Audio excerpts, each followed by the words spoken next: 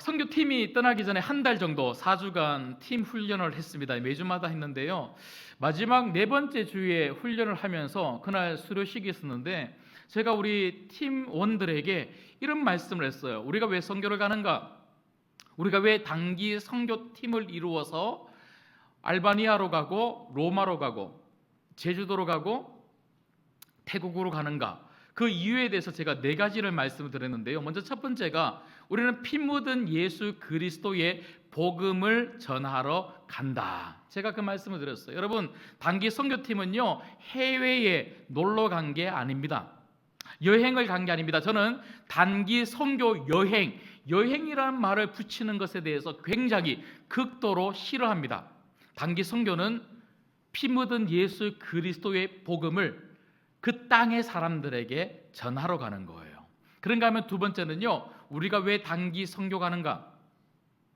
피 묻은 예수 그리스도의 복음을 경험하기 위해서 가는 것이다. 우리가 복음을 전하기 위해서 가는 것도 맞지만 그 복음을 전하러 간 우리들이 바로 그 복음 안에서 피 묻은 예수 그리스도의 복음을 경험하는 것이 바로 단기 선교라는 것이죠. 그런가 하면 세 번째, 왜 우리가 단기 선교를 가는가? 그 이유는요, 바로 믿음의 성장을 위해서 가는 것이라는 거죠. 여러분, 한 주간 갔다 온다고 뭐 달라질까? 우리 청년들이 2주간 알바니아에 가고 로마에 갔다 온다고 뭐가 달라질까? 돌아오는 수요일에 우리 청년들이 제주도로 가는데요, 4박 5일 그 짧은 시간 다녀온다고 뭐가 달라질까? 아닙니다. 그 짧은 시간이 우리 청년들을 그리고 우리 성도들을 얼마나 많이 성장시키고 변화시키는지 모른다는 거예요. 여러분들에게 도전하고 부탁하고 권면합니다. 혹시라도 올 한 해는 여러 가지 많은 이유 때문에 우리가 참석하지 못했지만 내년도부터라도 여러분 꼭 한 번은 단기 선교에 참석할 수 있는 여러분 되면 좋겠습니다. 그런가 하면 마지막 네 번째로 우리가 왜 단기 선교 가는가? 마지막 네 번째는요, 열방을 향한 하나님의 꿈을 발견하기 위해서 단기 선교를 간다는 거예요. 여러분, 물론 우리가 살아가는 모든 삶의 현장이 땅끝이고 그 자리가 세상이죠. 하지만 우리가 주안동 안에만 머물러 있는 성도, 교회가 아니라 열방을 품는 성도, 열방을 품는 교회가 되기 위해서 단기 선교 가서 그 땅을 보고 그 땅 가운데 임하신 하나님을 만나 그 땅에서 주시는 하나님의 비전을 우리가 발견하고 돌아오는 것이 바로 단기 선교입니다. 이런 네 가지 목표와 이런 네 가지 단기 선교의 이유를 가지고 저는 계속해서 기도했고, 비행기를 타고 출발하는 그 순간부터 돌아오는 내내 계속 기도를 했습니다. 그런데 로마로 가는 비행기 속에서 화장실을 갔다가 돌아오는데요, 한 분이 책을 읽고 있는데 물론 책 내용이 그 어두운 비행기 안에서 보이지는 않았습니다. 하지만 그 책의 제목이 보였는데요, 그 책의 제목이 무엇이냐면 윈스턴 처칠이라고 하는 자서전적인 그런 책이었어요. 여러분 잘 아시는 것처럼 처칠은 누굽니까? 영국 사람들이 제일 좋아하는 사람 중에 한 명인 영국 총리가 바로 처칠 아닙니까? 2차 세계대전의 종식 승리를 가져왔던 너무나 유명한 총리고, 그리고 총리를 61대 63대 두 번이나 영거포한 사람이 바로 윈스턴 처칠이었습니다. 여러분, 이 윈스턴 처칠이 했던 아주 유명한 말이 있는데요, 제가 그 책의 제목을 보는 순간 제 머릿속에 성광처럼 딱 지나갔던 처칠이 했던 말이 갑자기 생각났습니다. 여러분 잘 아실 거예요. 그가 했던 많은 유명한 말 중에 그 한마디가 뭐냐면 역사를 잊어버린 민족은 미래가 없다. 들어보셨죠? 역사를 잊어버린 민족은 미래가 없다. 제가 그 말이 갑자기 생각나면서 제 자리에 앉았는데요, 제 마음속에 우리가 왜 태국을 가야 되고, 우리가 왜 알바니아와 로마를 가야 되고, 우리가 왜 제주도로 가야 되는가? 그 이유가, 그 목적이 한 가지가 더 생긴 거예요. 그건 바로 하나님의 역사를 발견하기 위해서, 하나님이 어떤 역사를 선교 현장 속에서 써 내려가셨는지를 우리가 발견하기 위해서 그 자리로 가는 것이구나. 우리가 그 하나님의 역사를 보지 못하고 그 역사를 잊어버린다면 처칠이 말했던 것처럼 하나님의 역사를 우리가 다음 세대 미래에 써가는 인생, 써가는 가정, 써가는 교회가 될 수 없겠구나, 이런 생각이 들었어요. 그런 마음을 가지고 하나님께 기도했어요. 하나님, 저는 4가지 목표만 우리 팀원들에게 말을 했는데 한 가지 목표가 더 있었군요. 하나님, 태국 팀이나 지금 저와 함께 떠나고 있는 알바니아와 로마 팀이나 그리고 앞으로 갈 제주 팀이나, 하나님, 그 땅에서 하나님의 역사를 바라보게 하여 주옵소서. 그 마음으로 기도하기 시작했어요. 그랬더니요, 알바니아에 가서 우리 조태균 선교사님 부부를 통하여 하나님이 26년, 27년 동안 써가셨던 하나님의 이야기를 보고는 얼마나 감동을 많이 받았는지 모릅니다.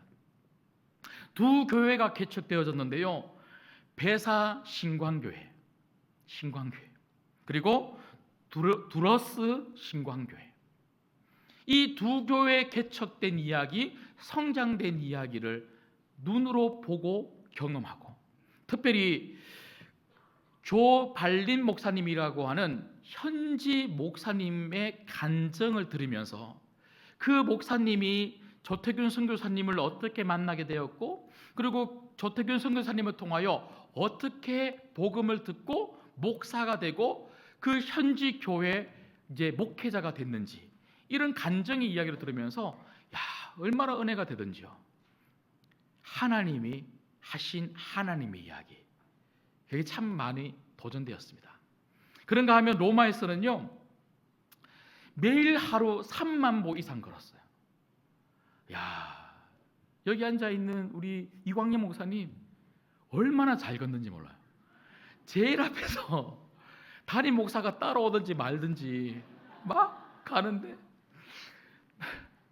야, 저는 진짜 못 따라가겠더라고요. 진짜 30대, 40대는 막 진짜 못 따라가겠는데, 제일 끝에서 그래서 저희 아내를 지팡이 삼아서 막 같이 이렇게 가는데, 그런데 그렇게 가면서 참 많은 곳을 봤습니다.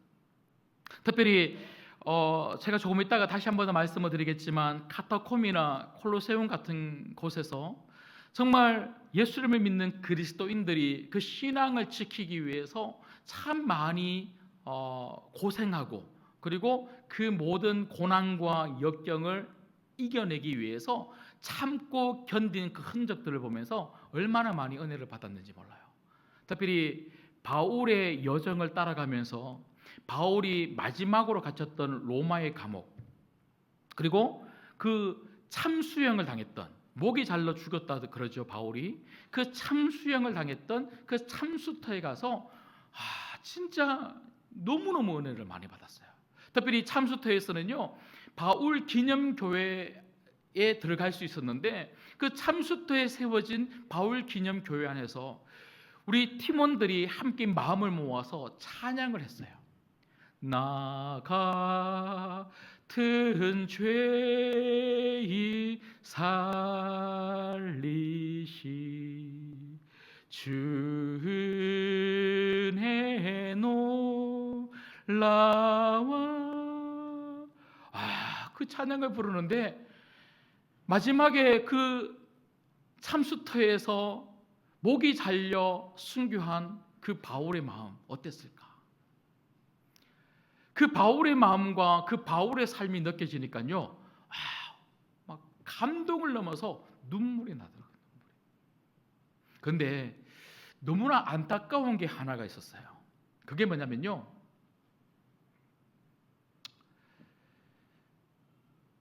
그 모든 로마 안에 그 순교의 유적지 위에 교회가 세워졌는데요, 그런데 교회가 무엇입니까? 교회는요, 예수님을 예배하고 예수님을 찬양하는 곳이 교회 아닙니까? 여러분 잘 아시는 것처럼 특별히 사도 바울은 사도행전 28장 31절에 로마에 들어와서 셋집에서 2년간 갇혀 있으면서도 그가 했던 것은요, 딱 하나였어요. 오직 하나님 나라를 전파하고 예수 그리스도를 가르쳤더라. 이게 사도행전 28장 31절 마지막 구절의 말씀이에요. 그런데 교회는 오직 예수님만 드러나야 되고 예수님만 찬양해야 되고 예수님만 예배해야 되는 장소가 교회인데, 그 교회에 들어가 보니까요, 교황들의 사진이 걸려 있고요, 심지어 사도 바울의 동상, 베드로의 동상, 많은 순교자들의 동상, 그런 동상들로 즐비한 성당으로 바뀌어 있는 거예요. 그걸 보면서 제가 무엇을 느끼냐면요, 하나님의 역사가 왜 사람의 역사로 바뀌어져 있을까? 분명히 사도 바울은, 분명히 베드로는 목숨을 바치면서까지 하나님의 역사를 써갔는데, 예수님의 역사를 써갔는데, 왜 지금 수많은 사람들은 이 교회를 통하여 사람의 역사를 써가고 있을까? 그게 너무 마음이 안타까웠어요. 그 안타까운 마음을 가지고 한국으로 돌아오는 비행기 안에서 제가 오늘 설교를 준비하기 위해서 말씀을 계속 묵상하고 그렇게 묵상하는 중에 오늘 말씀과 딱 맞닥뜨려져서 하나님이 제게 주신 마음이 뭐냐면, 왜 사람이 사람의 역사를 쓰는가? 그 이유는 하나님 말씀을 놓쳤기 때문이라는 거예요. 여러분, 로마뿐이겠습니까? 여러분, 우리 개인적으로, 그리고 우리 교회나 우리 가정이, 우리나라가 말씀을 놓치는 순간 우리는 하나님의 역사가 아니라 자꾸 내 역사를 써가고 싶어하는 거예요. 그래서 우리가 다시 돌아가야 될 곳이 어디냐면 바로 하나님 말씀인 줄 믿습니다. 그래서 오늘 정말 우리가 붙잡아야 될 첫 번째는요, 다시 하나님 말씀으로 돌아가자. 여러분, 오늘 본문의 말씀 보십시오. 3절 말씀을 보시면요, 자, 3절을 같이 읽겠습니다. 시작. 누구든지 다른 교훈을 하며 바른 말, 곧 우리 주 예수 그리스도의 말씀과 경건에 관한 교훈을 따르지 아니하면. 여러분, 무슨 말입니까? 사도 바울은 교회가 건강하게 세워지기 위해서 진짜 중요한 게 있는데, 그건 바로 바른 교훈, 하나님 말씀이라고. 그 하나님 말씀은 누구를 이야기하는 말씀입니까? 바로 예수 그리스도를 이야기하는 말씀이라고 말하고 있죠. 여러분, 우리가 하나님 말씀 속에서 예수 그리스도를 만나지 못한다면 자꾸만 우리는 어떤 사람이 됩니까? 4절 5절 말씀해 보니까요, 교만하여지고 알지 못하고, 내가 마치 세상을 다 아는 것처럼 내 인생을 써가고 세상의 인생을 써가지만 그건 틀렸다는 거예요. 그건 알지 못하고 써가는 인생이라는 거예요.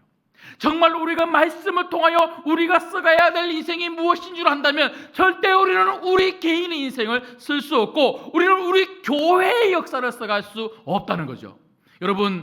여러분들은, 그리고 여러분 가정은, 우리 신광교회는 우리의 역사를 써가는 것이 아니라 His story, 하나님의 역사를 우리를 통하여 써가야 되는 줄 믿습니다. 말씀을 놓치면 자꾸 나를 드러내고 싶은 거예요.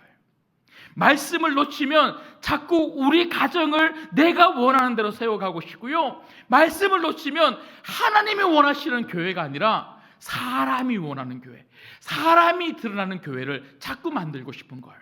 그럼 어떻게 되는 줄 아십니까? 여러분, 오늘 5절 말씀해 보니까요, 그러면 자꾸 부패하여지고 자꾸 다툼이 일어나게 되고 악한 생각이 가득할 수밖에 없다는 거죠. 여러분, 저는 오늘 이 말씀을 듣는 우리 모든 성도님들이 다시 말씀으로 돌아가 그 말씀 속에서 예수님을 만나고, 예수님이 무슨 말씀을 하셨는지, 예수님이 어떤 역사를 지금까지 써오셨는지, 그리고 그 예수님이 앞으로도 우리를 통하여 어떤 역사를 써가기를 원하시는지 발견하고, 여러분들이 여러분의 역사가 아니라 예수님의 역사를 써갈 수 있는 통로 되시기를 주님의 이름으로 부탁드립니다. 그런가 하면 우리 한 가지만 더 보려고 해요.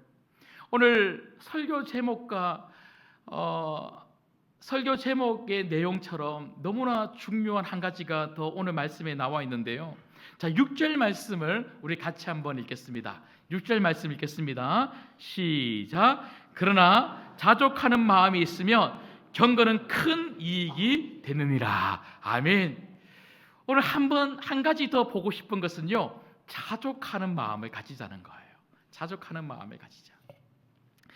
여러분, 오늘은 맥주 감사 주일입니다. 자족, 만족이죠. 여러분, 우리가 언제 감사할 수 있습니까? 만족할 때입니다. 우리가 만족하지 못하면요, 절대로 감사할 수 없고요, 감사할 수 없으면 행복할 수 없어요. 여러분, 사람들의 특징이 뭔 줄 아세요? 사람들은요, 만족할 줄 몰라요. 우리 끊임없이 어떻게 이야기합니까? 조금만 더. 여러분, 20평 살다가 30평 아파트 가면 여러분 좋습니까? 안 좋습니까? 좋죠.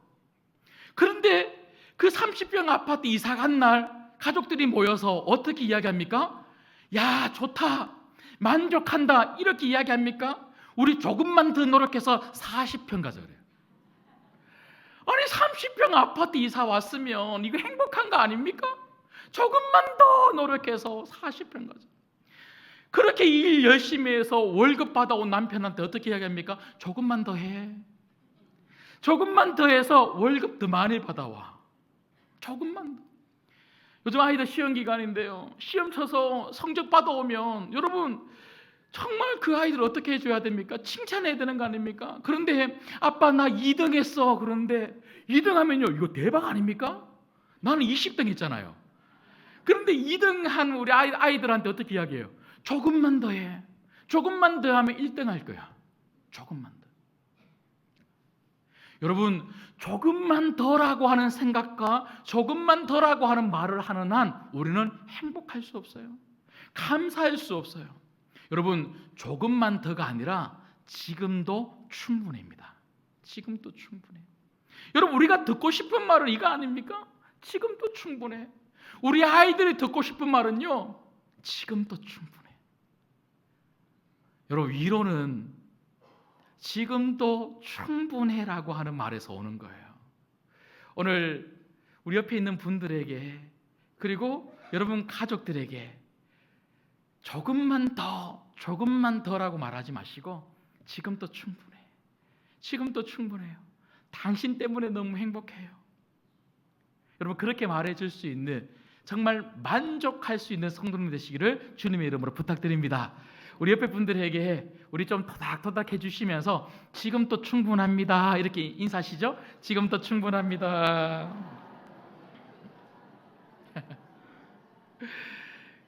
여러분, 우리가 이렇게 지금도 충분해라고 말할 수 있는 그 근거가 무엇일까요? 그 근거. 여러분, 제가 말씀 한 군데만 읽어드리겠습니다. 여러분, 너무나 잘 아시는 말씀, 빌립보서 4장 11절 말씀에 보면요, 바울이 이런 말씀을 했어요. 내가 궁핍함으로 말하는 것이 아니니라. 어떤 형편이든지 간에 나는 자족하기를 배웠노니. 사도 바울이 나는 만족한다. 우리가 지금 말씀을 살펴보고 있는 것처럼 나는 만족한다라고 그렇게 말할 수 있는 비결을 배웠다고 이야기하는 거예요. 그 비결이 어디 있다고 이야기합니까? 12절 13절에 보니까요, 나는 비천에 처할 줄도 알고 풍부에 처할 줄도 알아. 모든 일 곧 배부름과 배고픔과 풍부와 궁핍에도 처할 줄 아는 일체의 비결을 배웠노라. 내가 배부를 때나 배고플 때나, 많이 가질 때나 많이 없을 때나, 어떤 상황 가운데도 나는 흔들리지 않고 만족한다는 거예요. 만족한다. 그 비결이 뭡니까? 13절 말씀해 보니까요, 내게 능력 주시는 자 안에서 내가 모든 것을 할 수 있느니라. 여러분, 이것을 믿으시기를 주님으로 소망합니다. 우리 만족의 이유는 예수님이에요. 예수님 안에 있으면 내가 부족해도 두려울 게 없어요. 내가 없는 것 누가 주십니까? 예수님이 주실 거기 때문이에요. 예수님이 다 알아서 채워주시고 부족한 거 예수님이 공급해 주시는데, 내가 부족하다, 없다, 힘들다 이렇게 이야기하고 괴로워할 이유가 어디 있습니까? 없으면 없는 대로, 있으면 있는 대로, 많으면 많은 대로, 부족하면 부족한 대로 예수님 안에 있는 사람은요, 예수님만 바라보기 때문에 모든 것을 가지고 계시고 모든 것을 우리에게 주기를 원하시는 그 예수님을 바라보기 때문에 만족함이 넘칠 수밖에 없다는 것이죠. 여러분 어디 안에 있습니까? 여러분, 저는 오늘 우리 권사님 앞에 나오셔서 간증하실 때에 진짜 깜짝 놀랐어요. 그렇게 간증하시더라고요. 예수님 안에 있는 줄 알았더니 내가 예수님 밖에 있었다. 제가 그 이야기를 딱 듣는데 제가 오늘 설교의 여러 가지 이야기 중에 한 포인트가 바로 그거였거든요. 우리가 예수님 밖에 있을 때는요, 절대로 감사가 있을 수가 없는 거죠. 다시 예수님 안에 들어올 때 우리가 감사할 수 있는 겁니다. 여러분 어디 안에 계십니까? 예수님 안에 있기를 주님의 이름으로 소망합니다. 여러분, 특별히 오늘 말씀해 보시면요, 사도 바울이 너무너무 중요한 이야기를 이렇게 말씀하고 계시죠. 다시 본문으로 돌아가면, 자, 7절 8절을 우리 같이 한번 읽겠습니다. 7절 8절 읽을게요. 시작. 우리가 세상에 아무것도 가지고 온 것이 없음에 또한 아무것도 가지고 가지 못하리니 우리가 먹을 것과 입을 것이 있은즉 족한 줄로 알 것이니라. 아멘. 여러분, 우리가 왜 예수님만 바라봐야 됩니까? 여러분, 이 세상에 있는 것은요, 절대로 가지고 갈 수 없는 것들이에요. 오늘 사도 바울이 말하고 싶은 게 뭐예요? 사도 바울은요, 만족해라, 좋게라 이렇게 말하는 것은요, 성도들 보고 가난하게 살아라, 지금 아무것도 없는 상황 가운데서도 만족해서 그냥 가난하게 살면 된다, 이런 말하고 싶은 게 절대로 아닙니다. 사도 바울이 말하고 싶은 것은요, 부자로 살아라, 가난하게 살아라 이런 말을 하는 것이 아니라 이 땅에 있는 것에 목숨을 걸고 살지 말아라, 이 말을 하고 싶은 거예요. 왜 그렇죠? 이 땅에 있는 것은요, 절대로 우리가 가지고 갈 수 있는 것이 아니기 때문에 그렇습니다. 근데 얼마나 많은 사람들이 이 땅에 있는 것들을 자꾸만 쌓아두는 인생으로 살아가려고 하는지 몰라요. 여러분, 우리가 얼마나 이 땅에 있는 것들을 쌓아두면 행복할까요? 얼마나 이 땅에 있는 것들을 모으면 불안해하지 않을까요? 여러분, 수십억을 가지고 있으면 평안할까요? 아닙니다. 수천억을 가지고 있어도 불안한 사람들이 얼마나 많이 있습니까? 여러분, 우리는 이 땅에 있는 소유로 만족하는 사람, 소유로 행복하는 사람이 아니라 예수님 때문에 행복한 사람들인 줄 믿습니다. 여러분, 그래서 우리가 정말 목숨을 걸어야 되는 것은요, 예수님이에요.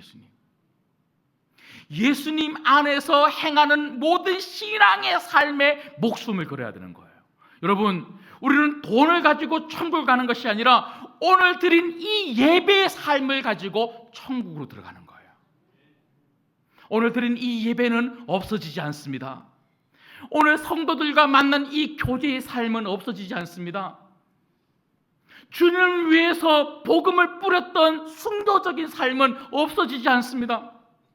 없어지지 않는 것에 목숨을 걸어야 되는데 없어지는 것, 놓고 두고 와야 되는 것에 우리가 목숨을 건다면 이것만큼 어리석은 사람들이 어디 있겠습니까?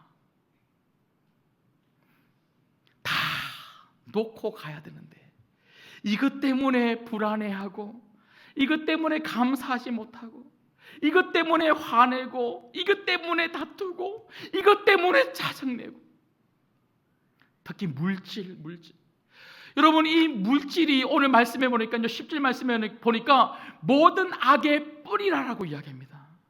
여러분, 물질 때문에 우리가 얼마나 신앙생활에 방해를 받는지 몰라요. 지금 이 순간에도 돈 때문에 돈 번다고 예배 못 드리는 사람들이 많아요.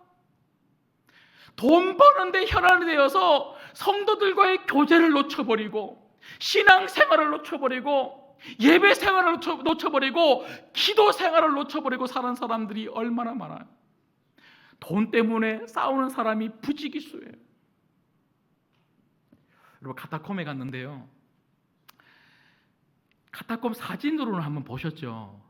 제가 사진 나중에 한번 보여드릴 기회가 있으면 한번 보여드리고 싶은데, 여러분 카타콤이 어떤 곳입니까? 유대인들 중에서 특별히 그리스도인들의 공동묘지가 카타콤이에요.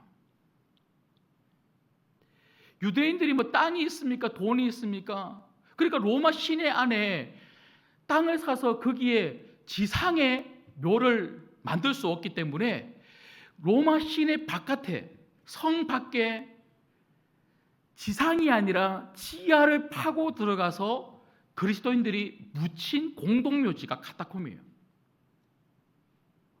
그 카타콤에 들어가니까요, 1층, 2층, 3층, 저희가 볼 수 있는 곳은 4층까지인데, 그 제가 설명을 들어보니까 뭐 얕은 곳은 10m, 15m, 깊은 곳은요 20m 이하로, 그러니까 수십 층 아래까지 계속 파내려가는 거예요. 얼마나 많은 그리스도인들이 그곳에 묻힌지 몰라요. 그런데 그 무덤, 그 카타콤 안에, 그 지하 무덤 동굴 속에 벽화가 너무너무 많이 그려져 있는데, 그 모든 벽화가 어떤 내용이냐면요, 성경 이야기예요. 성경 이야기. 근데 그 성경 이야기가 무엇을 가리키고 있냐면, 우리는 그리스도 예수 안에서 가족이다, 가족. 우리가 왜 이렇게 같이 묻히느냐? 우리는 살아서도 함께 신앙생활한 가족이지만 죽어서도 저 천국에서 함께 만나서 하나님을 예배할 가족이기 때문에 우리는 이 카타콤 안에 같이 묻힌 것이다. 이걸 후손들에게 보여주기 위한 무덤이 카타콤이었어요. 제가 그거 보면서 얼마나 많이 도전받고 은혜받고 느꼈는지 몰라요. 여러분, 진짜 남는 게 뭐예요? 진짜 남는 것은요, 성도들과의 아름다운 사랑의 교제입니다. 같이 눈물 흘리며 교회를 건축한 그 아름다운 신앙의 이야기, 같이 밤을 지새우며 함께 뜨겁게 기도했던 그 기도의 이야기, 같이 구역 예배를 하며 집집마다 돌아다니며 힘든 사람이 있으면 함께 손 올리고 기도해 줌으로 말미암아 하나님이 치유하신 치유의 이야기, 어려운 성도들을 보면 결코 지나치지 아니하고 조금씩이라도 돈을 모아서 도와주었던 구제의 이야기, 이 모든 성도들과 함께 보냈던 이 시간은 결코 없어지지 않는 거예요. 여러분, 여러분의 수고를 땅에 쌓아두시겠습니까? 하늘에 쌓아두시겠습니까? 저는 우리 모든 신광교회 성도님들이 땅에 여러분의 인생을 쌓아두는 사람이 아니라 이 땅의 모든 수고가 하늘로 향할 수 있는 아름다운 신앙의 여정이 여러분 안에 있기를 주님의 이름으로 소망합니다. 그러려면 다시 우리 복음으로 돌아가야 돼요. 다시 말씀으로 돌아가야 돼요.